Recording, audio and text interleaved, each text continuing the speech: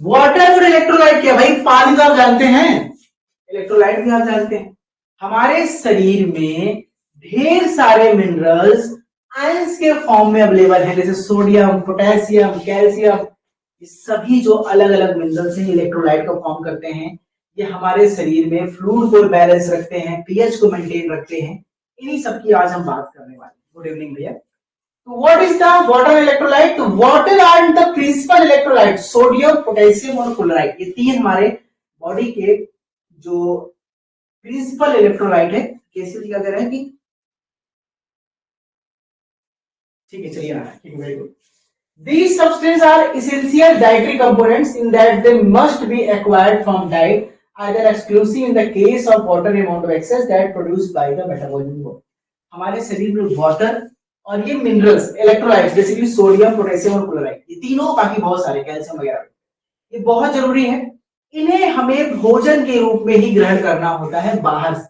हमारे शरीर के अंदर ना पानी बनता है और ना हमारे शरीर के अंदर इलेक्ट्रोलाइट्स बनते हैं। पानी हम पीते हैं, हम जूस पीते हैं, हम दूध पीते हैं, हम खाना खाते हैं, मतलब हम फ्रूट्स खाते हैं, तो कई तरीके से हमें शरीर में पानी मिलता है। और ढेर सारे इलेक्ट्रोलाइट्स इन्हीं सब्जियों के सहायता से, फल फूल की सहायता से, बाकी खाने पीने की सहायता से हमें प्राप्त होता है।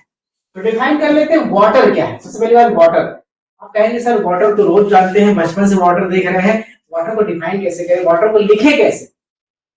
कठिन काम है। Water is the most abundant constituent of the human body. हमारे शरीर का लगभग 70% हिस्सा जो है पानी का बना है, और हमारे दुनिया का, पृथ्वी का भी लगभग 70-75% हिस्सा पानी से बना है। यानी ये हमारे शरीर का, हमारे ब्रह्मांड का, हमारे जीवन का सबसे महत्वपूर्ण भाग है। Accounting for 1/4 of the element, हमारे शरीर का लगभग 1/4 बॉडी, आधा से लेकर 1/5 तक हमारी बॉडी का वेट है, वो हमारे पानी का ही होता है। ठीक है।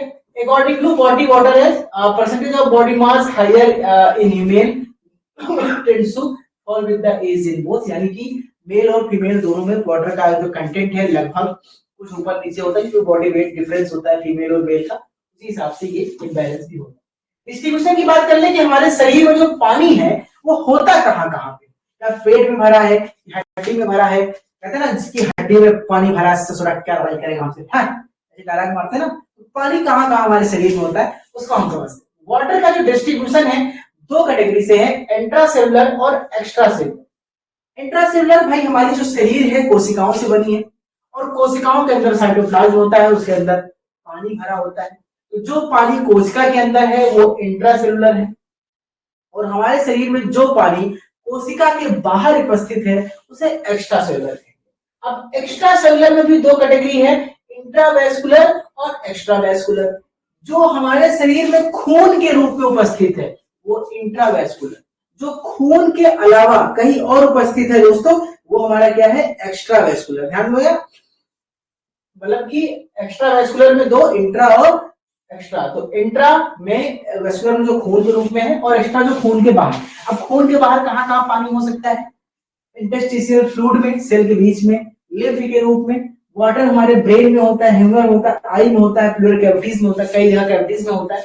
वो सभी हमारे एक्स्ट्रावैस्कुलर के फॉर्म में आते हैं। इस तरह से हमारे शरीर में कुल जो 70% पानी लगभग पानी है वो इस तरह से फैला। अब हमारे शरीर में पानी क्या काम करता है इसको बताना पड़ेगा क्या, आपको समझाना पड़ेगा क्या, इस शरीर में पानी के क्या काम है ना। जल है तो जीवन है, जीवन है तो हम है। ठीक है, तभी देख लेते हैं what is the major function of water. हमारे शरीर में पानी के प्रमुख कार्य क्या क्या है। तो हमारी बॉडी में पहला कैरियर काम करता है, जितने भी न्यूट्रिएंट्स हैं, जितने भी दवाइयां हैं, जितने भी सप्लीमेंट्स हैं, वो ब्लड के द्वारा ही शरीर में पूरी तरह से घूमता है, हमारे शरीर में दौड़ता है, और वो ब्लड में कौन दौड़ाता है, बेसिकली होता है पानी। दूसरा कैरियर ऑफ फूड न्यूट्रिएंट्स, हमारे शरीर में जो भी खाना है, हम जो खाते हैं पीते हैं, पोषक तत्व न्यूट्रिएंट्स, वो भी हमारे शरीर में पानी में घुल करके ही पूरे शरीर में रक्त के द्वारा टहलता है, घूमता है।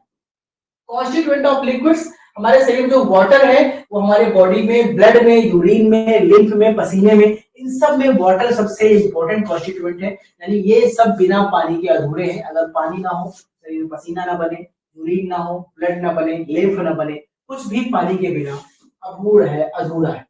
रेगुलेट बॉडी टेम्परेचर, हमारे शरीर में जो पानी है बॉडी टेम्परेचर को मेंटेन रखता है। देखिए बाहर का जो टेम्परेचर है ठंडियों में आप देखते हैं टेम्परेचर 4 डिग्री, 10 डिग्री, 12 डिग्री तक पहुंच जाता है। गर्मियों में टेम्परेचर 45 डिग्री, 40 डिग्री पहुंच जाता है, लेकिन हमारे शरीर का तापमान 37 डिग्री हमेशा बना रहता है। ऐसा क्यों होता है? क्योंकि हमारे शरीर में जो पानी है वो हमारे शरीर के टेम्परेचर को बना के रखता है, रेगुलेट करके रखता है। हमारे शरीर में जब भी कोई खाना हम खाते हैं, खाना बनता है, एनर्जी निकलती है, तो हीट प्रोड्यूस होता है।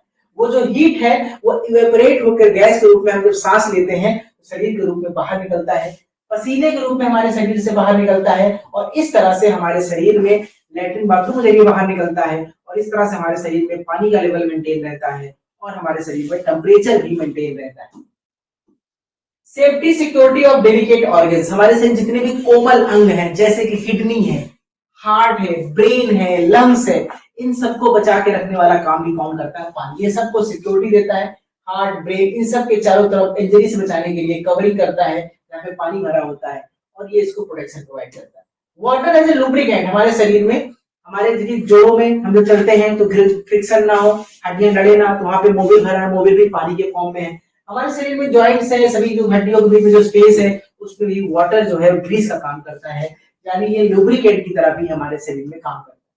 ठीक है, ये हो गया balance of water in the body. अब हमारे शरीर में पानी का बैलेंस कैसे बनता है?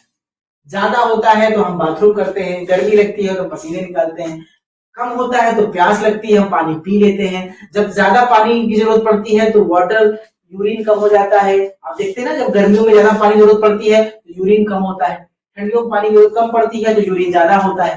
यानी कुछ भी करके, ताम झाम करके, थोड़ा जुगाड़ सुगाड़ करके हमारे शरीर में उस ईश्वर ने वाटर के बैलेंस को बना के रखा है। तो ये कैसे काम करता है इसको हम समझते हैं। नेक्स्ट टॉपिक है balance of water in the body.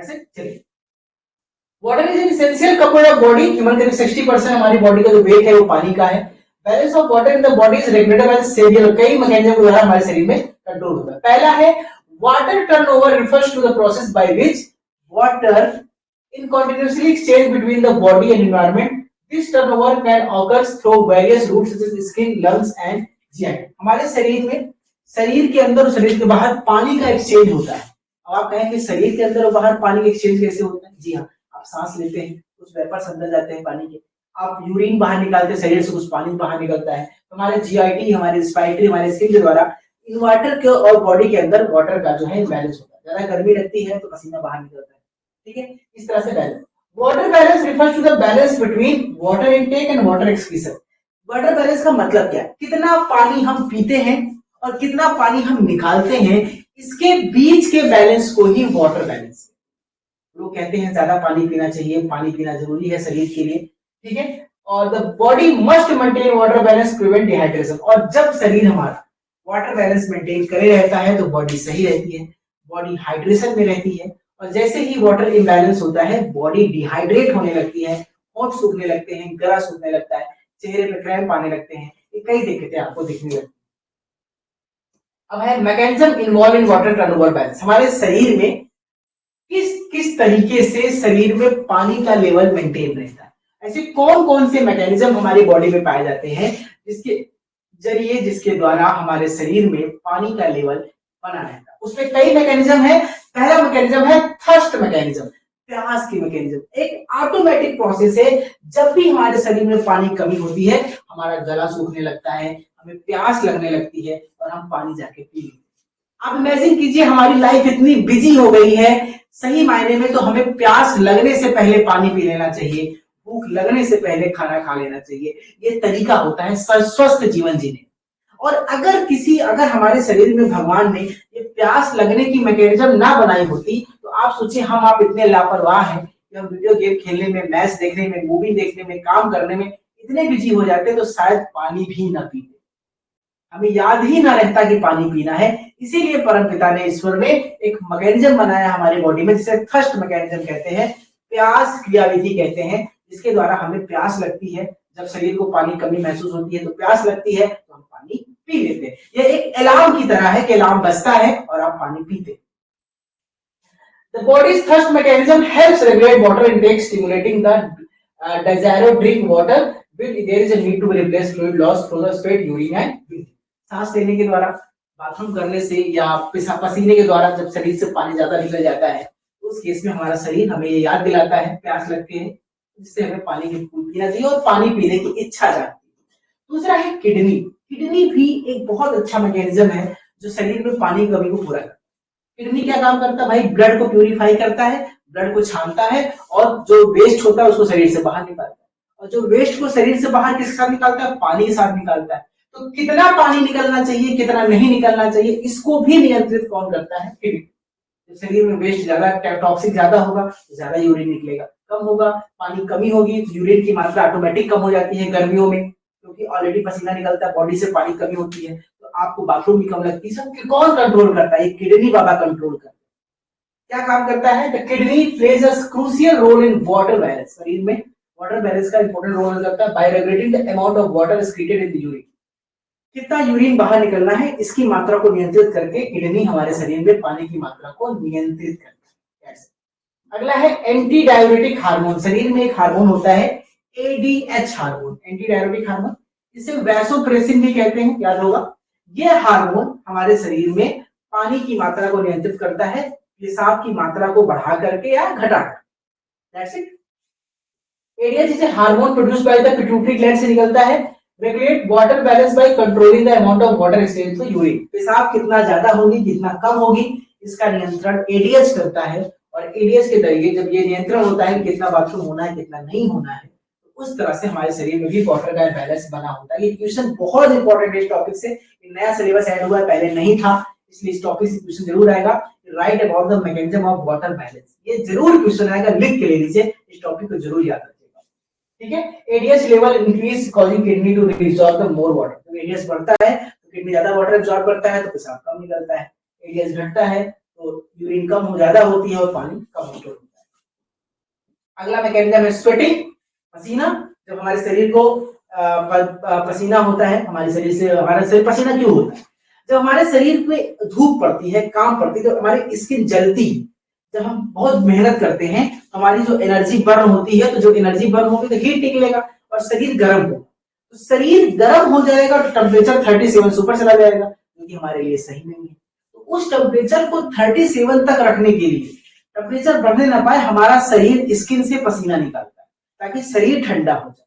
पसीना क्यों निकलता है? शरीर ठंडा करने के लिए। ये भी वाटर के बैलेंस का एक मैकेनिज्म है। Sweating is the mechanism by which the body cool itself down. अपने आप को ठंडा करने के लिए पसीना निकाला जाता है। एक्सेस हीट को रिड्यूस करने के लिए वाटर निकलता है, और ज्यादा निकलने से भी डिहाइड्रेशन होगा, इसलिए इसको बैलेंस करने के लिए आपको ग्लूकोन डी, ओआरएस, पानी वगैरह, नींबू पानी वगैरह गर्मियों में पीते रहना चाहिए। अगला है ब्रीदिंग। जी हाँ, जब हम सांस लेते हैं तो सांस के जरिए भी कुछ पानी बाहर निकलता है। ठीक है, ये हम जो हवा लेते हैं तो वाटर वेपर के फॉर्म में पानी बाहर निकलता है, ये भी एक तरह का मैकेनिज्म है। अगला है जीआईटी। जीआईटी के केस में क्या होता है? जब हम फीकल मैटर निकालते हैं, लैट्रिन बाहर निकालते हैं, तो उसके जरिए भी कुछ पानी बाहर निकलता है शरीर से, तो वो भी इस तरह से मेंटेन करता है। जब पानी शरीर में कमी होती है तो लैट्रिन कड़ी हो जाती है, क्योंकि हमारा इस इंटेस्टाइन जीआईटी अब्सॉर्ब कर लेता है पानी। और जब बॉडी पानी ज्यादा होती है तो लैट्रिन हल्की होती है, यानी कि गीली होती है, क्योंकि इसमें वाटर ज्यादा होता है। इस तरह से वाटर ज्यादा कम करके हमारी बॉडी को रेगुलेट। हम बात करते हैं कौन कौन से ऐसे फैक्टर हैं जो वाटर के बैलेंस को शरीर में कंट्रोल करते हैं।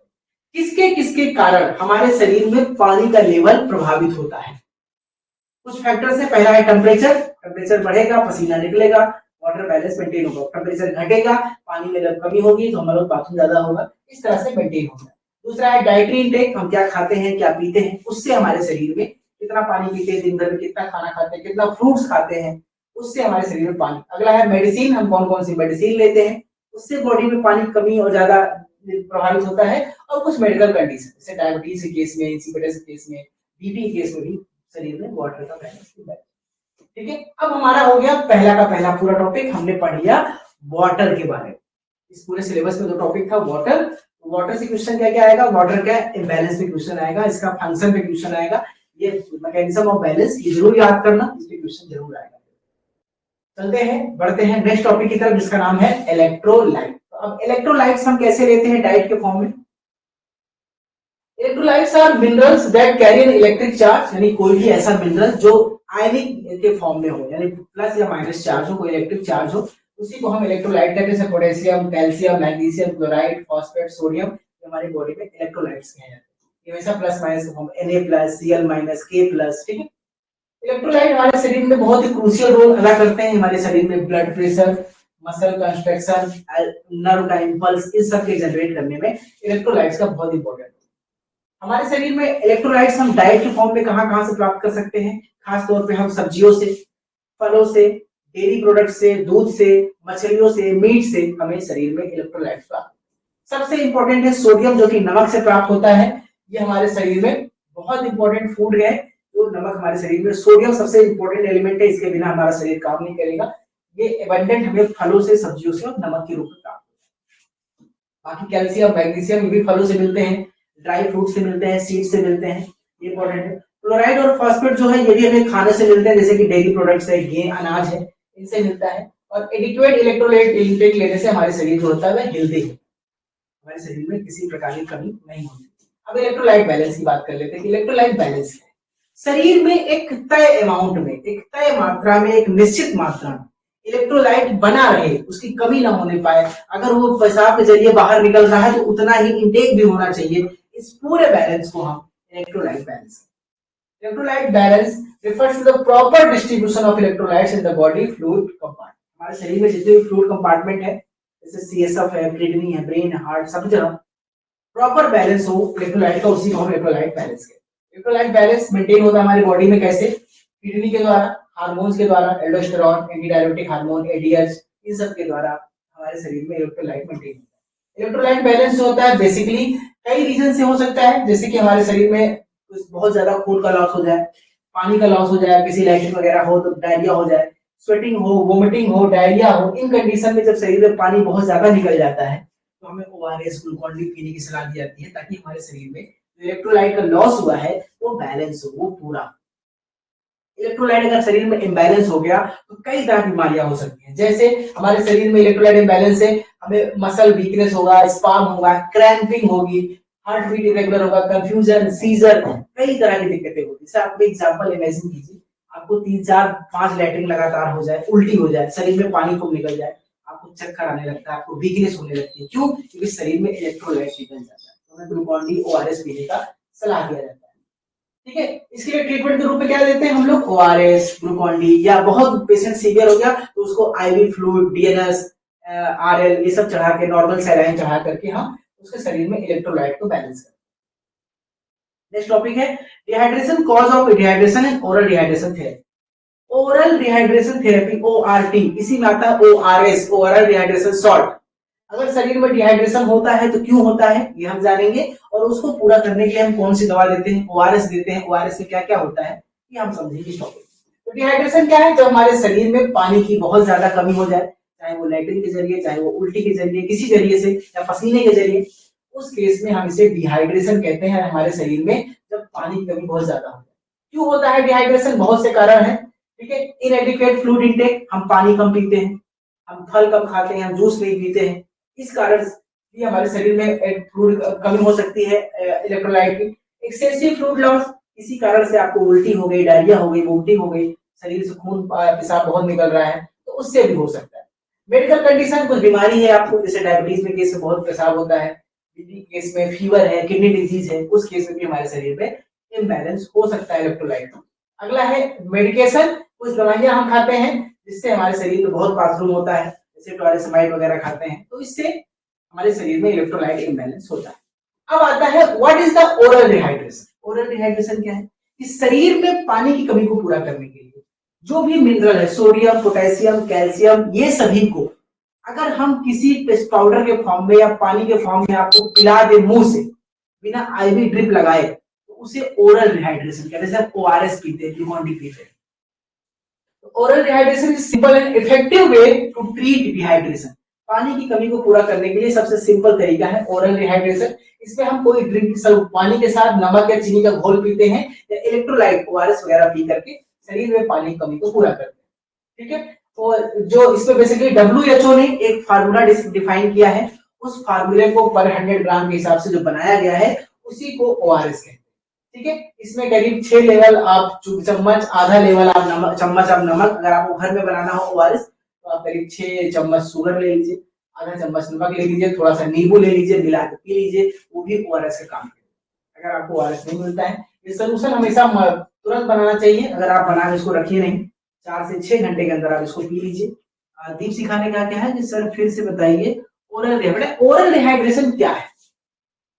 जैसे कि आपको पानी कमी हो गई, शरीर में इलेक्ट्रोलाइट कमी हो गई, तो आप मुंह से जो भी चीज खाएंगे, जैसे कि आप ग्लूकॉन डी पी लिए, ORS पी लिए, नमक चीनी पी लिए, तो मुंह से पी करके जब शरीर में पानी कमी को पूरा करते हैं उसे ओरल रिहाइड्रेशन।